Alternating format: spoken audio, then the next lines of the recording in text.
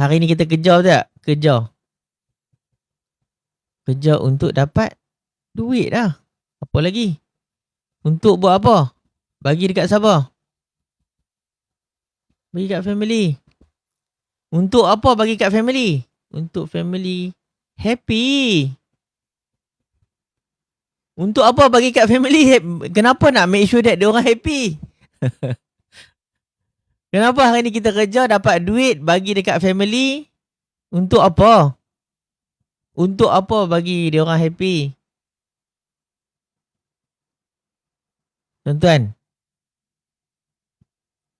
untuk apa kita nak bagi keluarga kita happy? Kenapa kita nak bagi keluarga kita happy?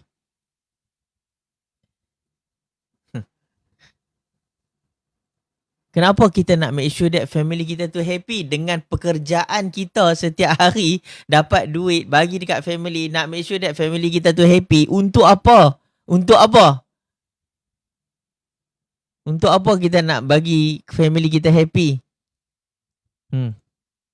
Kenapa kita nak make sure that family kita tu happy? Kan seronok kita membahagiakan orang. Setuju tak? Seronok kan kalau kita dapat membahagiakan orang. Setuju? Kenapa kita nak bagi keluarga kita happy? Sebab kita nak make sure that dia orang sayang kita. Setuju?